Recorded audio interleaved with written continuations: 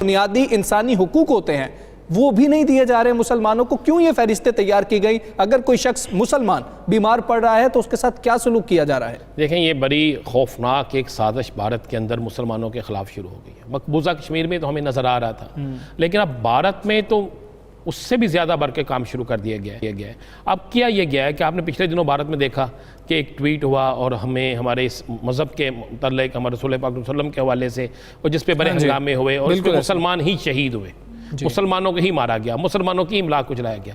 اب باقاعدہ نریندر مودی کی طرف سے بڑے ہسپتالوں میں یہ کہہ دیا گیا ہے کہ ہسپتالوں کے اندر اگر کوئی مسلمان مریض آتا ہے تو اسے چیک نہیں کیا جائے گا، علاج بند کر دیا جائے گا، جس کی وجہ سے مجبوراً جو مسلمانوں کے پرائیویٹ ہسپتال ہیں وہاں پر مسلمانوں کو جانا پڑ رہا ہے. ایک باقاعدہ رپورٹ کے مطابق 1000 سے زائد مسلمان، عورتیں، بچے، بوڑھے زندگی کی بازی ہار گئے ہیں کہ انہیں سرکاری اسپتالوں میں علاج کی سہولت نہیں دی گئی.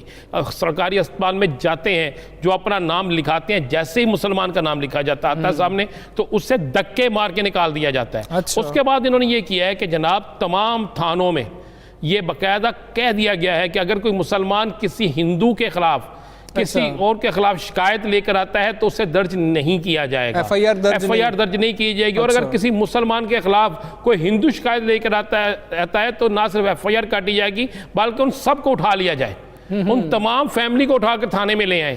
اس کے لیے باقاعدہ ہدایات جاری کر دی گئی ہیں اور باقاعدہ راہ سے تعلق رکھنے والے مختلف افسران جو ہیں، جو راہ کے پے رول پہ ہیں، ان کو، اور اس کے ساتھ ساتھ ہندو کی جو انتہا پسند تنظیم ہے اس کو مختلف تھانوں کا باقاعدہ کمیٹیاں بنا کے انچارج بنایا گیا ہے کہ وہ اب چیک کریں گے. خاص کر یہ اب دلی میں ہو رہا ہے، خاص کر یہ ان جگہوں پہ ہو رہا ہے بڑی اسٹیٹ جہاں پہ یہ پہلے کبھی نہیں تھا. اور اس کے بعد اب تمام سرکاری اداروں میں ایسے تمام مسلمانوں کی لسٹیں بننا شروع ہو گئی ہیں جن کے متعلق انہیں خدشہ ہے کہ یہ مسلمان جو ہیں ہمارے وفادار نہیں. اچھا کچھ مسلمان ایسے بھی وہاں پہ ہیں جو بہت زیادہ وفاداری کر رہے ہیں، جو اسلام سے بھی دور ہو چکے ہیں. اب جو برائے نام چند ہیں، وہ چند، باقی اکثریت جو ہیں ان کو کم یہ شروع کر دیا گیا ہے کہ ان کی لسٹیں بننا شروع ہو گئی ہیں.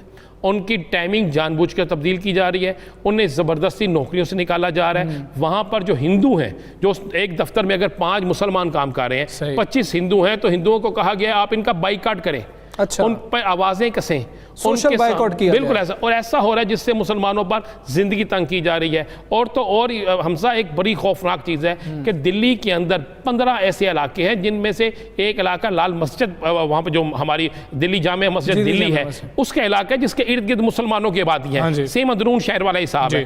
وہاں پر پچھلے 12 روز سے سرکاری پانی بند کر دیا گیا ہے تاکہ مسلمان وضو نہ کر سکیں، تاکہ مسلمان جو ہے اپنے گھروں میں پانی کا استعمال نہ کر سکے. اور اب بیچارے مسلمان کس طریقے سے وہاں گزارا کر رہے ہیں کہ آپ سوچ نہیں سکتے. یعنی ایک پلاننگ کے تحت جو مسلمان ہیں انہیں ہندوستان سے نکالنے کے لیے، ان کی نسل کشی کے لیے یہ سب کچھ کیا جا رہا ہے. جی بالکل، مسلمانوں کا مذہب تبدیل کے لیے بھارتی حکومت یہ اقدامات کر رہی ہے، نریندر مودی یہ اقدامات کر رہا ہے.